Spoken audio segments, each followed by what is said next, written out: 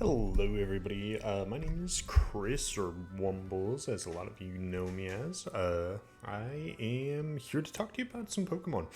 So I was encouraged by my friends to go ahead and record some content, which I've always kind of wanted to do, but always been a little afraid to do it. You know, this big, scary world out there, all the haters, all that stuff. Anywho, today I wanted to break down my draft for a draft league that I've been partaking in for about a year now.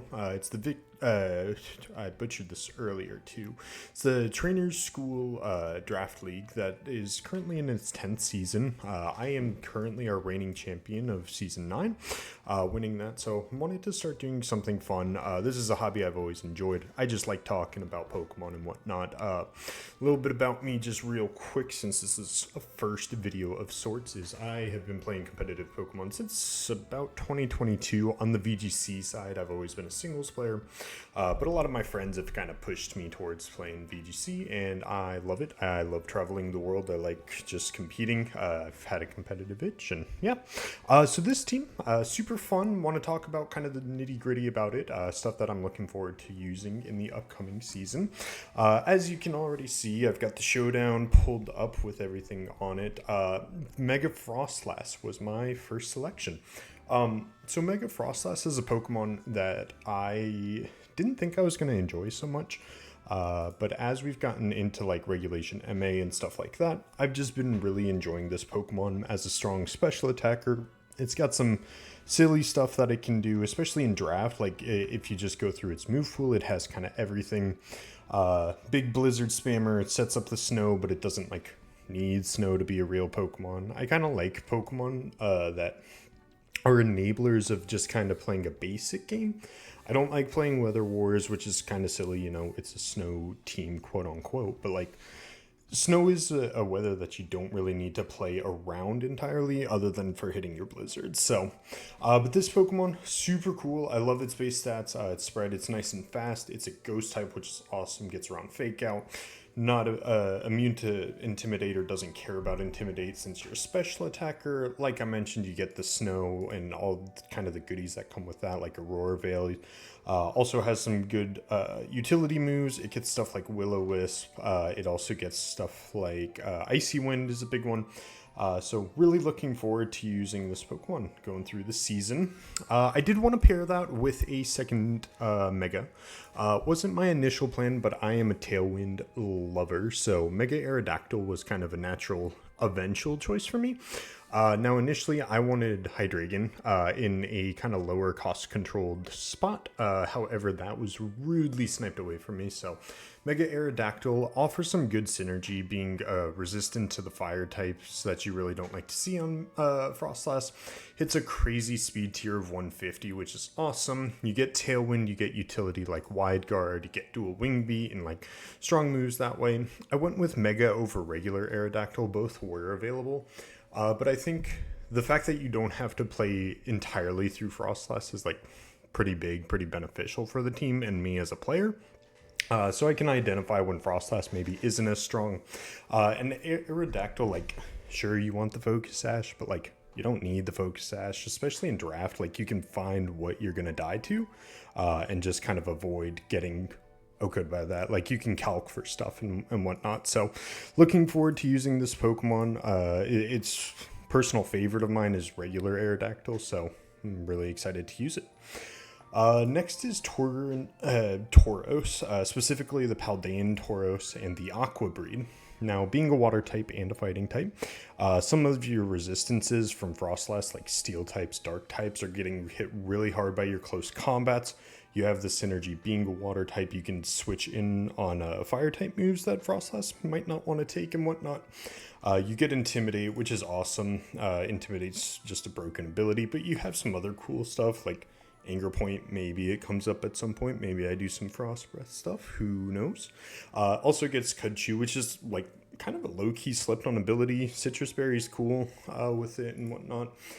Say if you're running into Defiant Pokemon or White Herb, stuff like that. So but basically just wanted something that was going to be a good switch-in option, be able to hit the stuff that Mega Frostlass wasn't. Usually you're seeing it in the meta paired with like Sneaslers and stuff anyways. just because of the way we format our draft here, not able to get Sneasler with Frostlass and Aerodactyl. So Tauros seemed like a really good substitution there to click those close combats, to click those wave crashes. And also something you'll see as a theme in the team is I do really value Pokemon with priority moves just to finish off low HP targets. So Aqua Jet, always nice. Get some other cool stuff it can do, but this is kind of the most basic, I would say, of the Pokemon I draft. So next is Scizor. I guess this is actually probably the most basic Pokemon. Click, bullet, punch, profit type Pokemon.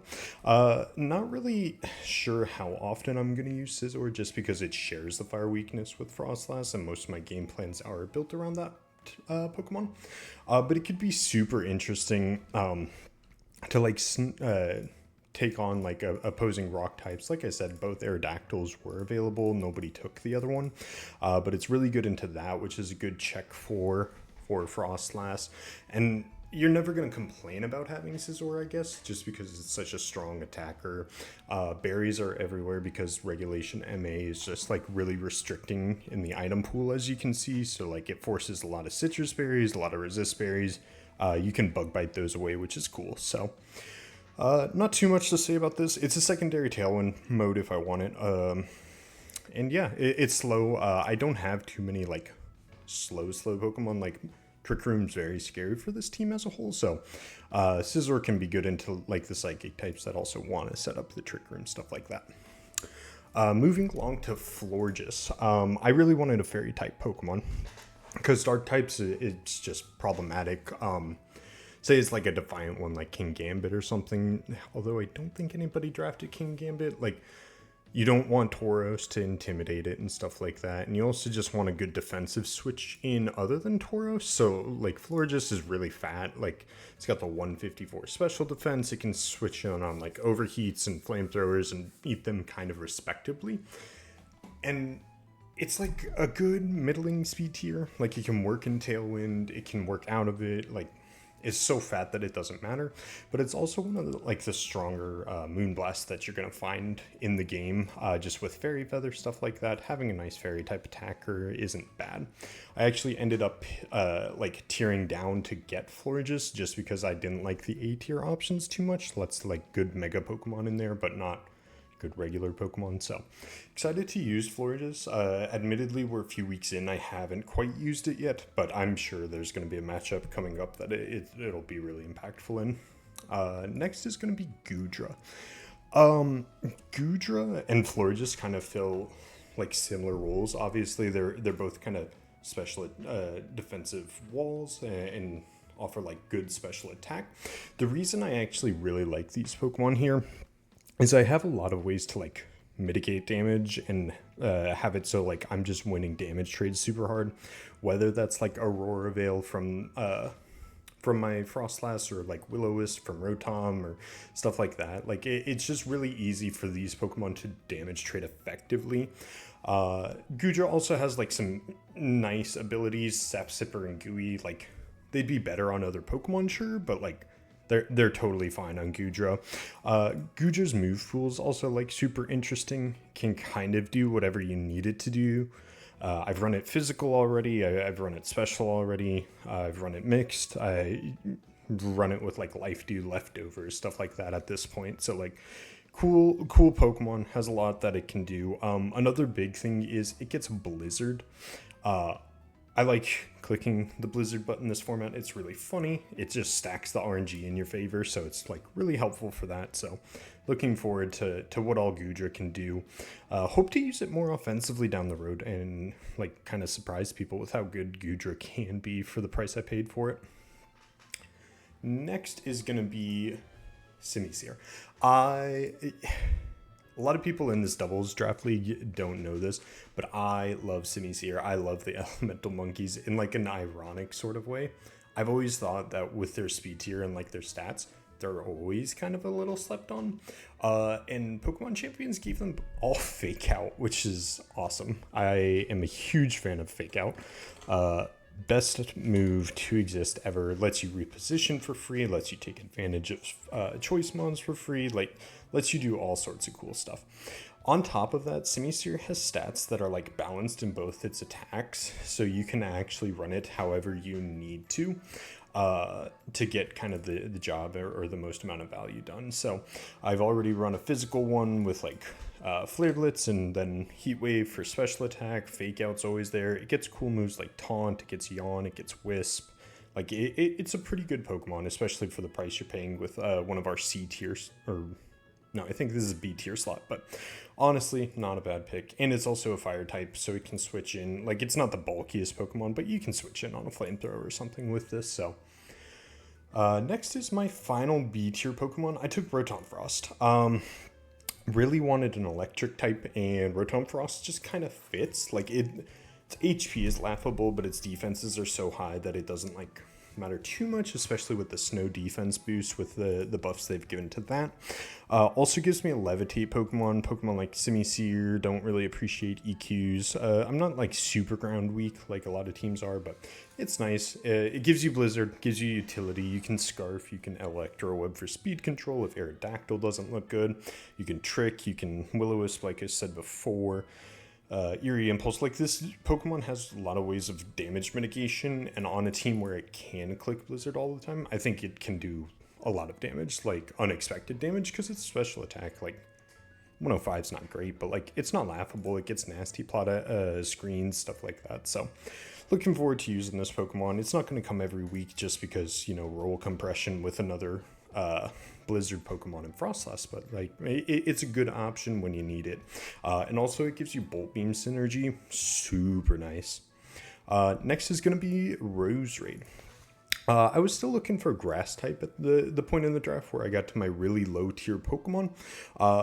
Roserade was kind of the best available. It's 95 or it's 90 speed, so it's not like laughable there. It's got a really respectable special attack stat for that tier though. It also gets good coverage with Sludge Bomb. It gets stuff like Dazzling Gleam. It has like utility in its moveset if you really want it. It's kind of too frail to run it. However, Sleep Powder, kind of a good move. I like Sleep a lot.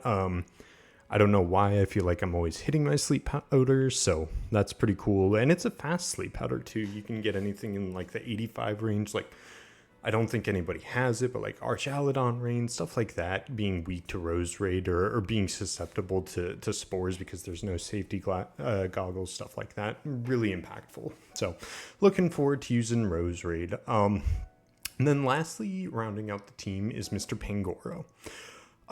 So when I drafted Pangoro, I was looking for a slow Pokemon in our bottom tier. Pangoro being a dark type, which I didn't have, was also super nice. Just so I could hit the ghost types that I can kind of struggle to hit. If Froslass isn't hitting them with Shadow Balls first, of course, stuff like that. But it also gets like some cool niche things that it can do. It's got abilities that are all very useful. Scrappy to get around Intimidate. It gets Iron Fist to boost all the punching moves that it gets. Mold Breaker, kind of the least useful on Pangoro of the three, but still decent. Gets priority and Bullet Punch. You know, I like me some priority and close combat, strong close combat. But also being good tier that can like threaten Trick Room or like be effective in Trick Room is really cool. So happy to have Pangoro on the squad. Also, one last thing I wanted to mention about him is Parting Shot. There's 3 Parting Shot Pokemon in the format, and Pangoro is the slowest of them, if I'm not mistaken. So really excited to use this team as a whole, and Pangoro is no exception. So overall, I think the team's really well-rounded. Its type chart is super good. I'm a type chart believer. I'm weird like that. I'm a loser like that. So really think it's a solid team. A lot of people did like their preseason power rankings, had it a little bit lower than expected. But I think this is a team that I can just really excel with. I'm excited to use these Pokemon. And I think that's the most important part, is that you're looking forward to using it. You're excited about like kind of the niche applications, especially in draft, that can be super fun to use and whatnot. So just to quickly go through kind of what I'm looking at in the Showdown division, not going to go into schedule just because I don't really care about schedule that much. You know, I'm just going to play whoever's in front of me. Uh, Lots of good teams here. I'm over in the Showdown division, and you see stuff like Kangaskhan Aegis Slash. That's kind of tried and true at this point. You get Pigs' team, which is hilarious with Garchomp, Delphox, Corviknight. Like, that's just kind of broken. He also has a Rotom for EQ spam. He's got Basculegion to do, fast adaptability stuff. Got Banana, who has Espathra Floette. That is gross. I don't like that. It is unfortunate. You also took Azumarill. Kind of upset about that. You get Yoshi's team. He's kind of playing it fair for, like, having a Mega Gengar. Like, Instant I don't think is a great draft mon, but MA kind of limiting your items pool. Like, you're not going to have Covert Cloaks, you're not going to have Clear Amulet, so I think it can be better.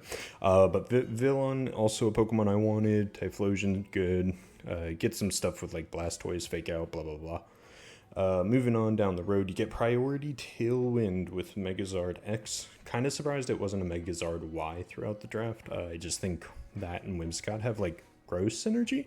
But this team's really good. I'm kind of afraid of it. I think it's very top-heavy, but, like, it's a good team.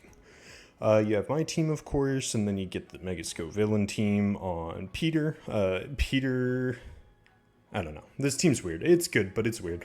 A lot of people kind of sleeping on it. Megascope Villain makes you, like, think through your lines so much more than other teams do. And I just think that is kind of up his alley, and I know he really likes this Pokemon. You also got Rain with Spooky, but it's not like cringe range with Arch and Basculegion and stuff, so that's pretty cool to see. Mega Magnetrix, awesome on the squad. Quaquaval, I just like Quaquaval. He has Mamoswine. I really want Mamoswine, like, really badly, so maybe one day he'll give that to me. Moving along, you got Beer's team. I considered nuking my draft if Beer nuked his draft. For Alligator, Sinistcha, Sneasler is, like, really fun. I just like that core. Like, it's kind of honest. It's kind of not, like, turbo broken, but, like, it's a cool team. I like it. Amlo's team, he took my Hydreigon, so don't want to talk about him too much. Palafin, Mega Lucario, good Pokemon. And then we have Zardwy, or Yard, as I like to call him, also with some cringe Sableye stuff. Really over Sableye. Thanks a lot, Cybertron. But yeah, it's a good team. Mega Venusaur is also cool on this team. You lose the Focus Sash, but like I said, you can kind of calc for it. So it gives him two different modes. He can go screen Sableye with Venusaur and just sit there in front of you, or he can just blow stuff up. And lastly is Blizzard's team. Spoilers, this is my week 1 matchup. Cool team. It's interesting. I think it lacks a little, like, in terms of offensive pressure and stuff like that. But yeah, I'm excited to see it. Mega Slowbro is just kind of cool. Like that guy, so. And then lastly, just wanted to briefly go through, we're a tier format here, so I might have referred to it down previously in tiers as opposed to points. No, that's kind of unpopular amongst a lot of people, but in this case, I think it's fun. We've been doing this draft league. They've been doing it for 10 years now, and honestly, I think every time it's kind of brought out, like, the best of me team builder wise and creativity wise, so I'm all game. Really into it though. Looking forward to this season and going forwards. We're already a little bit underways. I'm a little behind on this stuff, but yeah, those are my thoughts on my team, my breakdown, and some of the teams in Showdown. So thanks so much and have a great day.